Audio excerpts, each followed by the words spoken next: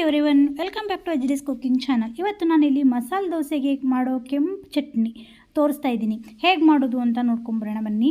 ಅದು ಮಸಾಲೆ ದೋಸೆಗೆ ಒಂದೇ ಅಲ್ಲ, ನಾವು ಊಟ ತಿಂಡಿ ಕೂಡ ಯೂಸ್ ಮಾಡ್ಕೊಳ್ಬೋದು. ಇಲ್ಲಿ ಬ್ಯಾಡಗಿ ಮೆಣಸಿನ್ಕಾಯಿ ನೆನೆಸಿಟ್ಕೊಂಡಿದ್ದೀನಿ, ಒಂದು 2 ಈರುಳ್ಳಿ ಹೆಚ್ಚಿಟ್ಕೊಂಡಿದ್ದೀನಿ, ಹಾಗೆ 2-3 ಟೇಬಲ್ ಸ್ಪೂನ್ ಆಗೋಷ್ಟು ಹುರ್ಗಡ್ಲೆ ತೊಗೊಂಡಿದ್ದೀನಿ, ಆಮೇಲೆ ಜೀರಿಗೆ, ಹುಣಸೆ ಹಣ್ಣು, ಆಮೇಲೆ ಸ್ವಲ್ಪ ಬೆಳ್ಳುಳ್ಳಿ, ರುಚಿಗೆ ತಕ್ಕಷ್ಟು ಉಪ್ಪು, ಆಮೇಲೆ ಒಗ್ಗರಣೆಗೆ ಕೊಬ್ಬರಿ ಎಣ್ಣೆ ತೊಗೊಂಡಿದ್ದೀನಿ, ಕೊಕೊನಟ್ ಆಯಿಲನ್ನು ತೊಗೊಂಡಿದ್ದೀನಿ. ಈ ಒಂದು ಬಂಡಿ ತೊಗೊಳ್ಳಿ, ಅದಕ್ಕೆ ಜೀರಿಗೆ ಮತ್ತು ಬೆಳ್ಳುಳ್ಳಿ ಹಾಕಿ ಚೆನ್ನಾಗಿ ಫ್ರೈ ಮಾಡ್ಕೊಳ್ಳಿ.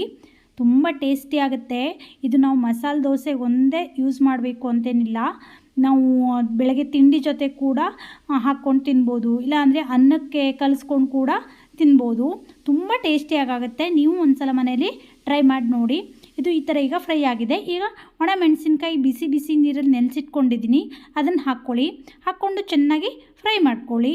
ನೋಡಿ, ಈ ಥರ ಫ್ರೈ ಮಾಡ್ಕೊಳ್ಬೇಕು. ನಿಮಗೆ ಖಾರ ತುಂಬ ಜಾಸ್ತಿ ಬೇಕು ಅಂತಂದರೆ ಬ್ಯಾಡಗಿ ಮೆಣಸು ಆಮೇಲೆ ಗುಂಟೂರು ಮೆಣಸು 2 ಹಾಕ್ಕೊಳ್ಳಿ. ನಾನಿಲ್ಲಿ ಸ್ವಲ್ಪ ಚಪ್ಪೆ ಮೆಣಸು ಅಷ್ಟೇ ತೊಗೊಂಡಿದ್ದೀನಿ. ಈ ಥರ ಕಾಣಿಸ್ತಾ ಇದೆ, ನೋಡ್ತಾ ಇದ್ದೀರಲ್ವಾ? ಈ ಥರ ಫ್ರೈ ಆಗಬೇಕು.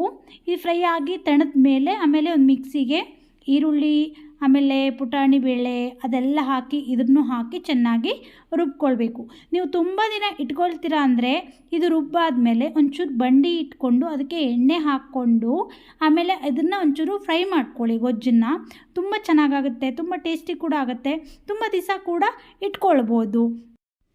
ನಾನೀಗ ಮಿಕ್ಸಿಗೆ ಪುಟಾಣಿ ಬೇಳೆ ಆಮೇಲೆ ಹುಣಸೆ ಹಣ್ಣು, ಈರುಳ್ಳಿ ಎಲ್ಲ ಹಾಕ್ಕೊಳ್ತಾ ಇದ್ದೀನಿ. ಇದೆಲ್ಲ ಹಾಕ್ಕೊಂಡಾದಮೇಲೆ ಅದು ಫುಲ್ ತಣ್ಣಗೆ ತಣದ ಮೇಲೆ ಇದನ್ನು ಮಿಕ್ಸಿಗೆ ಹಾಕ್ಕೊಳ್ಳೋಣ. ಈಗ ನೋಡಿ, ತಣ್ಣಗೆ ತಣ್ಣದಿದೆ, ಇದನ್ನು ಮಿಕ್ಸಿಗೆ ಹಾಕ್ಕೊಳ್ತಾ ಇದ್ದೀನಿ. ಮೊದಲಿಗೆ ನೀರು ಹಾಕ್ಕೊಳ್ಬೇಡಿ, ಹಾಗೇ ರುಬ್ಕೊಳ್ಳಿ. ಇದು ರುಬ್ಬಬೇಕಿದ್ರೆ 2 ಟೇಬಲ್ ಸ್ಪೂನ್ ಆಗೋಷ್ಟು ಸಾಲ್ಟ್ ಹಾಕ್ಕೊಳ್ಳಿ.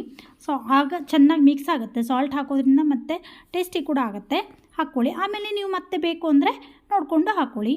ಈಗ ನೋಡಿ, ಇದು ರುಬ್ಬಿದ್ದು ಆಗಿದೆ. ನೋಡಿ, ಈ ಥರ ಆಗಿದೆ, ಕಾಣಿಸ್ತಾ ಇದೆ ಅಲ್ವಾ? ನಿಮಗೆ ಖಾರ ಜಾಸ್ತಿ ಬೇಕು ಅಂದರೆ ಖಾರ ಜಾಸ್ತಿ ಹಾಕ್ಕೊಳ್ಬೋದು. ನಾನು ಮೀಡಿಯಮ್ ಖಾರ ತೊಗೊಂಡಿದ್ದೀನಿ. ನೋಡಿದ್ರಲ್ಲ ಫ್ರೆಂಡ್ಸ್, ಕೆಂಪು ಚಟ್ನಿ ಹೇಗೆ ಮಾಡೋದು ಅಂತ ನೀವು ಒಂದ್ಸಲ ಮನೆಯಲ್ಲಿ ಟ್ರೈ ಮಾಡಿ, ಹೇಗಿದೆ ಅಂತ ನನಗೂ ತಿಳಿಸಿ. ಈ ರೆಸಿಪಿ ಎಲ್ರಿಗೂ ತುಂಬ ಇಷ್ಟ ಆಗಿದೆ ಅಂತ ಅಂದ್ಕೊಳ್ತೀನಿ. ನಮ್ಮ ಚಾನಲ್ನ ಸಬ್ಸ್ಕ್ರೈಬ್ ಮಾಡಿಲ್ಲ ಅಂದರೆ ಸಬ್ಸ್ಕ್ರೈಬ್ ಮಾಡ್ಕೊಳ್ಳಿ. ನೆಕ್ಸ್ಟ್ ವೀಡಿಯೋದೊಂದಿಗೆ ಬರ್ತೀನಿ. Thank you, take care, bye.